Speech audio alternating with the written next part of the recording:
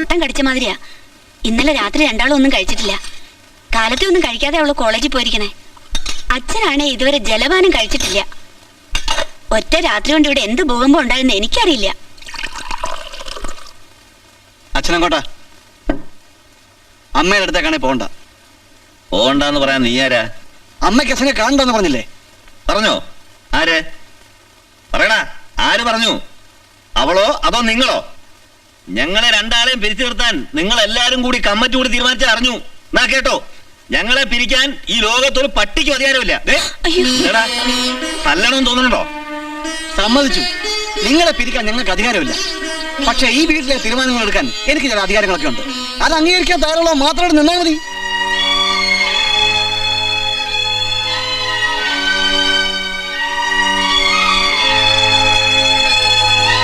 ഒന്നും മിണ്ടാതിറങ്ങിപ്പോയ എന്താ അർത്ഥം?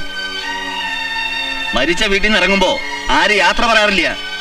എന്നെ സംബന്ധിച്ചോളം നീ മരിച്ചു, അത് തന്നെ എന്റെ അർത്ഥം.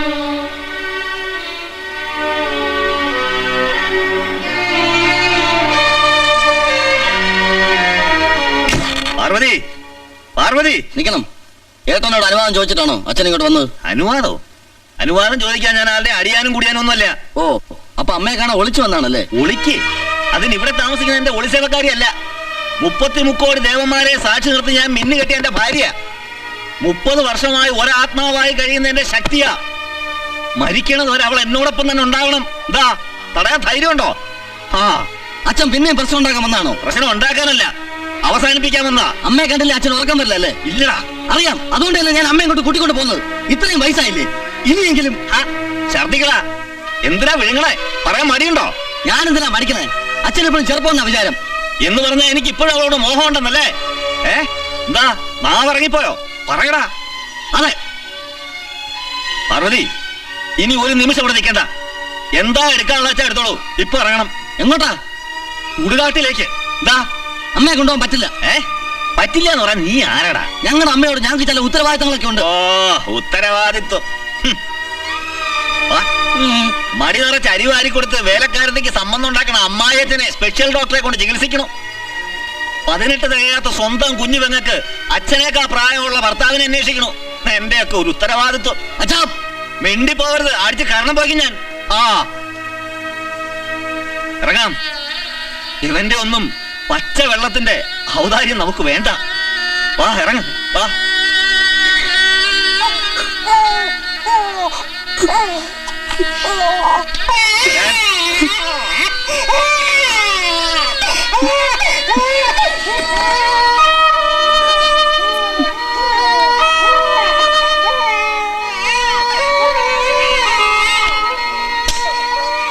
മോനെ, നിനക്കുണ്ടൊരു കുഞ്ഞ്.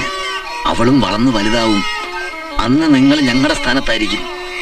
അവൾ ഇതുപോലെ നിങ്ങളെ വലിച്ചു കീറിയാൽ അപ്പോ നിങ്ങൾക്ക് മനസ്സിലാവും ഭാര്യയും ഭർത്താവും തമ്മിൽ ശാരീരിക ബന്ധത്തേക്കാ വലിയൊരു ബന്ധമുണ്ടെന്ന്.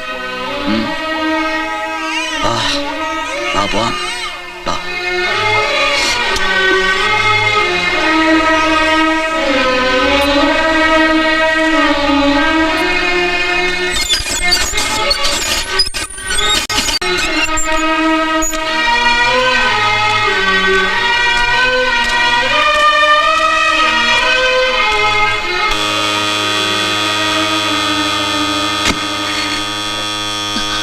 അയ്യോ, അച്ഛനും അമ്മയായിരുന്നോ?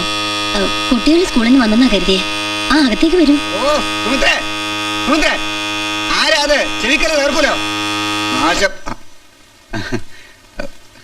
ഓഫീസിൽ നിന്ന് ഇപ്പൊ വന്നേ ഉള്ളൂ. ഒരു അധികരിക്കാം. ബിസിനസ് എവിടം വരെയായി? അച്ഛാ, ഒന്നും തോന്നരുത്. സത്യം പറഞ്ഞ ഞാൻ ബിസിനസ് തുടങ്ങാനൊന്നും പോകുന്നില്ല. കയ്യിലിരിക്കുന്നതിനെ കളഞ്ഞിട്ട് പറക്കുന്നതിനെ പിടിക്കാൻ ഞാനത്ര മണ്ടനൊന്നുമല്ല. അപ്പോ എന്നോട് വാങ്ങിയ 50,000 ഉറുപ്പിക ഇപ്പൊ തിരിച്ചരാമല്ലോ അല്ലേ?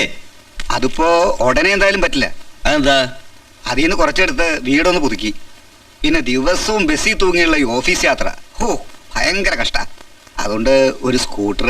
അപ്പൊ കരുതി കൂട്ടി എല്ലാവരും ചേർന്ന് എന്നെ വഞ്ചിക്കായിരുന്നു അല്ലേ? അച്ഛാ, ഞാൻ വേണ്ട, ഒക്കെ മനസ്സിലായി. കരുതി കൂട്ടി കള്ളക്കഥകളുണ്ടാക്കി എല്ലാരും കൂടി ചേർന്ന് ഈ വയസ്സിനെ പറ്റിക്കായിരുന്നു അല്ലേ? പാർവതി വാ. ഇവരും മരിച്ചവരുടെ കൂട്ടത്തിലാ. വാ ഇറങ്ങ്.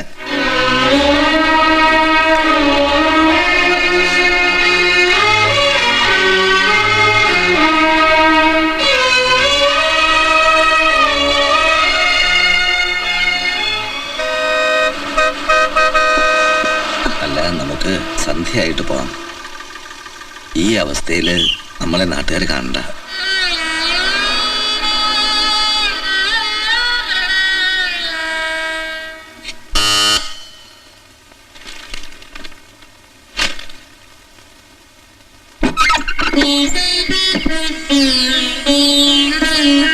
തമ്പി,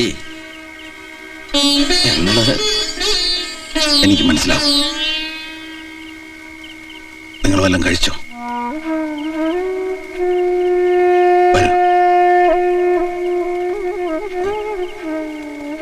വാ.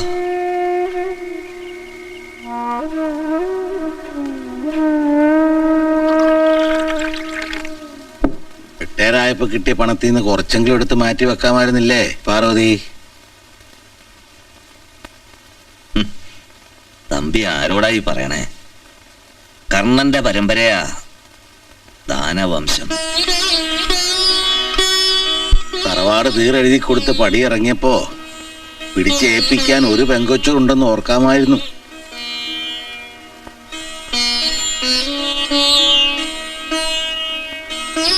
ഇവിടെ ഉണ്ട് 2-3 എണ്ണം. ഈ തറവാട് എന്റെ പേര് ബാങ്ക് ബാലൻസ് ഉള്ളത് കൊണ്ട് ചുറ്റിപ്പറ്റി നിൽക്കുന്നതാണ്. ഇല്ലെങ്കിൽ വായിക്കൽ ഇടാൻ പോലും ആരും ഉണ്ടാവില്ല.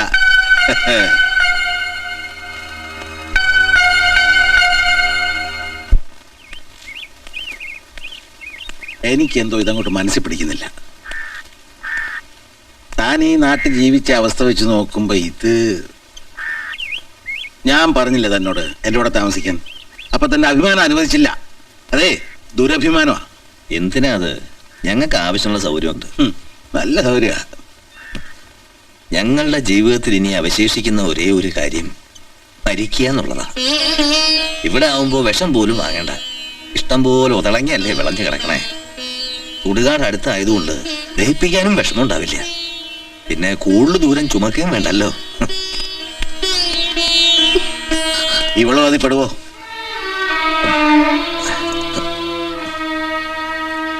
എടോ, ജീവിച്ചിരിക്കുന്നവർ ഒരിക്കൽ മരിക്കും.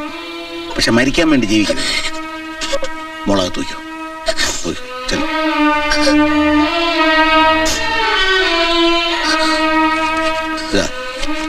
ഇത് വെച്ചു.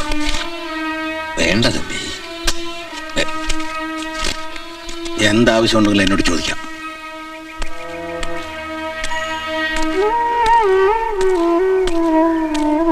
തമ്പി, ചിലപ്പോ ഈ പണം എനിക്ക് തിരിച്ചു തരാൻ പറ്റില്ല എന്ന് വരും. അതുകൊണ്ട് തിരിച്ചു തരാൻ പറ്റാത്ത പലതും ഉണ്ടോ? ഭാര്യയും അമ്മായിയച്ഛനും അമ്മായിയമ്മയും എന്നെ പ്രതികൂട്ടി കയറ്റിയപ്പോ താനേ ഉണ്ടായിരുന്നുള്ളൂ കൂട്ടിന്. ലോകത്താരോടെങ്കിലും എനിക്ക് കടപ്പാടുണ്ടെങ്കിൽ അത് തന്നോട് മാത്രമാണ്. ഇപ്പൊ അതൊക്കെ തിരിച്ചു ചോദിച്ചാൽ എനിക്ക് തരാൻ പറ്റുമോ? തനിക്ക് ഈ പണം വേണ്ടി വരും. ചിലരെ കൊണ്ട് കണക്ക് പറയിക്കണ്ടേ? കണക്ക് പറയിക്കാനോ? ആ. ആരെ കൊണ്ട്? കരിമ്പും തണ്ട് പോലെ തന്നെ ചവച്ച് നീരിറക്കിയിട്ട് തുപ്പിക്കളഞ്ഞില്ലേ അവരെ കൊണ്ട്. കേസ് കൊടുക്കണോടോ. പാരമ്പര്യമായിട്ട് കിട്ടിയൊന്നും അല്ലല്ലോ. താൻ ചോരയും നീരും ചെലവാക്കി സമ്പാദിച്ചു കൂട്ടിയല്ലേ. അത് വെറുതെ കിട്ടുമ്പോ അവർക്കതിന്റെ വില മനസ്സിലാവില്ല. അറിയോ? വിശ്വാസവഞ്ചനയാ കാണിച്ചത്. വിടരുത്, ഞാനുണ്ട് തൻ്റെ കൂടെ.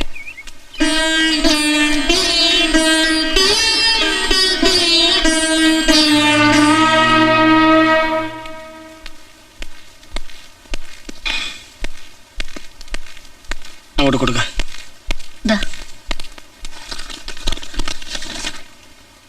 എന്താ ഇത്? ഞങ്ങൾ രണ്ടാളും ഒപ്പിട്ട മുദ്രപത്രോ?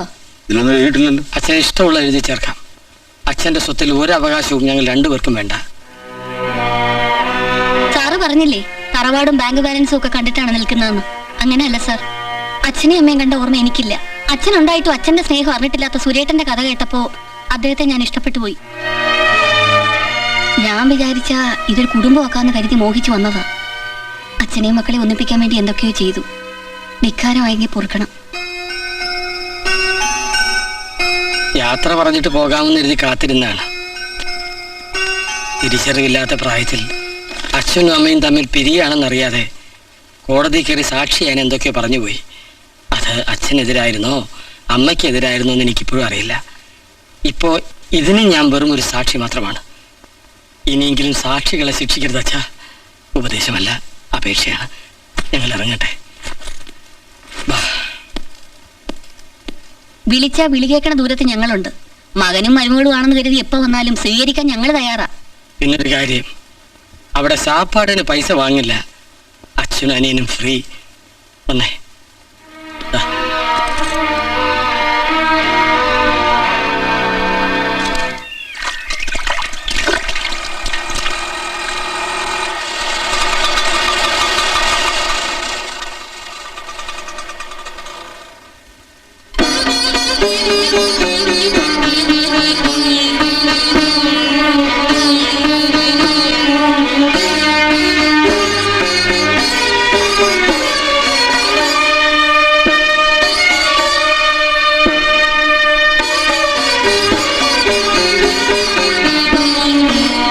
ക്ഷമിക്കണം. അച്ഛനെ അമ്മയും ബുദ്ധിമുട്ടിക്കാതിരിക്കാൻ വേറൊരു വഴിയും കണ്ടില്ല. പക്ഷെ താലി കെട്ടും മുമ്പേ ഒരു കാര്യം ഞാൻ രാജേട്ടനോട് പറഞ്ഞിട്ടുണ്ട്. കഞ്ഞിയായാലും ചോറായാലും കഴിക്കണേ പാതി എന്റെ അച്ഛനും അമ്മയ്ക്കും കൊടുക്കണമെന്ന്. അങ്കിളെ, പെട്ടെന്നൊരു തീരുമാനം എടുത്തതിൽ പൊറുക്കണം. സഹതാപം കൊണ്ട് ത്യാഗം ചെയ്തൊന്നുമല്ല, ജാതി ഇഷ്ടമായോണ്ട് തന്നെ. ഒരു ജോലി ശരിയായിട്ടുണ്ട് കൽക്കട്ടയില. അടുത്ത ആഴ്ച പോകണം. അവിടെ ഉള്ള സൗകര്യത്തില് നമുക്കൊരുമിച്ച്. വേണ്ട മക്കളെ, ഞങ്ങളുടെ മനസ്സിലെ ഒരു വലിയ തീയാ നീ കെടുത്തിയത്. അത് തന്നെ ഒരു വലിയ കാര്യമല്ലേ? സന്തോഷമേ ഉള്ളൂ. പക്ഷേ എന്റെ കുഞ്ഞിന് ഒന്നും കൊടുക്കാൻ പറ്റില്ലല്ലോ എന്ന് ഓർക്കുമ്പോ. ഒന്നും വേണ്ട, നിങ്ങളുടെ അനുഗ്രഹം മാത്രം മതി. നന്നായി വരും, നന്നായി വരും. അറുട്ടിയെ, മക്കളെ അതോട്ട് വിളിക്കേ. അല്ല, അച്ഛനെ ഒന്ന് കാണണം. പിന്നെ ഏട്ടനെ ഏട്ടത്തി അമ്മ പോയിട്ട് വരാം. ഓ, വാ. ചെല്ലും മോളെ, ചെല്ല.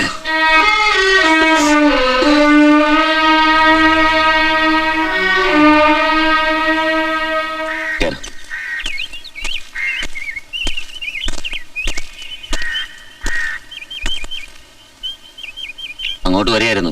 ഇനിയിപ്പോൾ അതിൻ്റെ ആവശ്യമില്ലല്ലോ. ഇന്നു മുതൽ എൻ്റെ സ്റ്റൈഫൻ്റെ അച്ഛന് കട്ട് ചെയ്യാം. ഒറ്റയ്ക്ക് കഴിയുന്നതാണല്ലോ അച്ഛന് കൂടുതൽ ഇഷ്ടം. പേടിക്കണ്ട, ഞങ്ങൾ ഒരിക്കലും ഒരു ശല്യാവില്ല.